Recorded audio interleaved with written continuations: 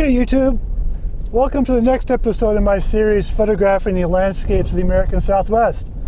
Today we're driving the Cathedral Valley Loop Road.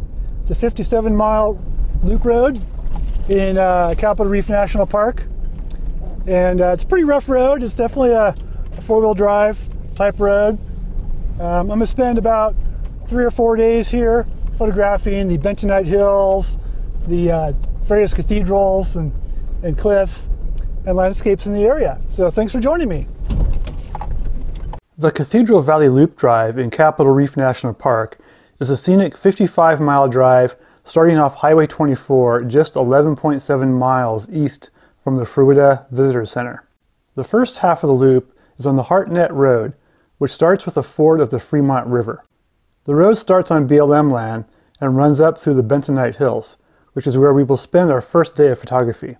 The road then runs into Capitol Reef National Park with some spectacular overlooks along the way. At the extreme western end of the loop, it drops down a set of switchbacks into the upper Cathedral Valley. Returning back to BLM land, there are the spectacular temples of the sun and moon, which will be the subject of my next upcoming video, and then the road returns back to Highway 24. The loop could be driven in the opposite direction, but you really don't want to drive the whole loop and then find that the river is too deep to ford. The ford at the Fremont River here was only about a foot deep when I crossed it on a sandy river bottom. My old Mitsubishi Delica easily handles it without any problem. After the river crossing, the Hartnett Road is rough, but not really a problem for any high-clearance four-wheel or all-wheel drive vehicle, at least when the road is dry. I've put a link to the road conditions down in the video description, which you can check before trying to drive this road. Several miles beyond the river crossing, you'll spot this old drilling rig, half buried in the mud. Finally, about 8.5 miles from the river crossing, we reach the Bentonite Hills, where I will stay to photograph this evening and tomorrow morning.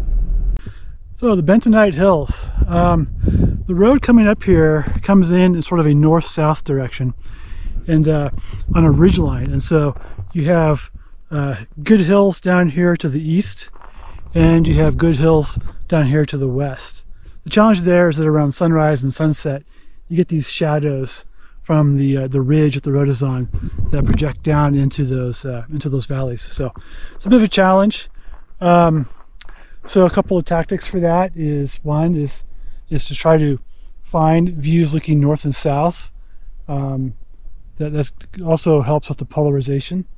And also just waiting until the sun has completely set, but there's still lots of twilight, and so you can work here in the twilight period as well. And then there's also the option to work in the shadows alone, but that means going down in to the valleys, which I don't like to do because it kind of like leaves tracks in the bentonite mud itself, which is not so great for other photographers who might be coming behind me. So I tend not to do that unless I can find a rocky path down into the valleys, which I've done already.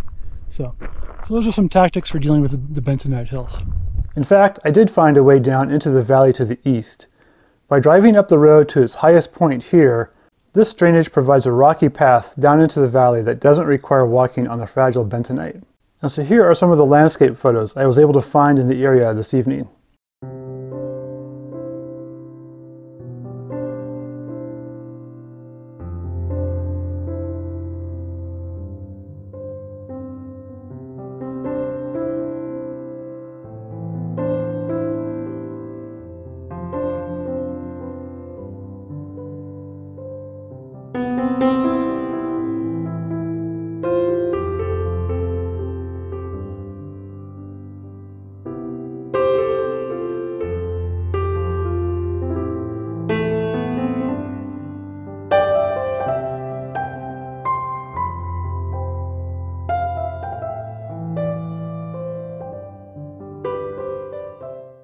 Hey, good morning. Still in the Bentonite Hills. The sun just rose about 10 minutes ago, and I'm just kind of running around, enjoying the scenery, taking photos both down here in the shade and out in the sun. Yeah, it's just a beautiful place and really having a great time here. Yeah, I really love these volcanic boulders here down in this little ravine in the Bentonite. And what's really cool about it is sort of the S-curve of this little drainage here. What I'm doing right now is I'm kind of waiting for the sunlight here to work down a little bit more to reflect light down into my scene. I don't want this bright spot of light to be in the scene, but I want it to be right just outside the edge of the scene, so that I can get as much light as possible, as much reflected light as possible into my little valley here of boulders.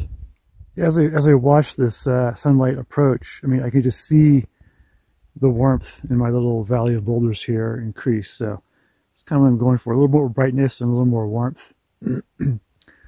Starting to look good.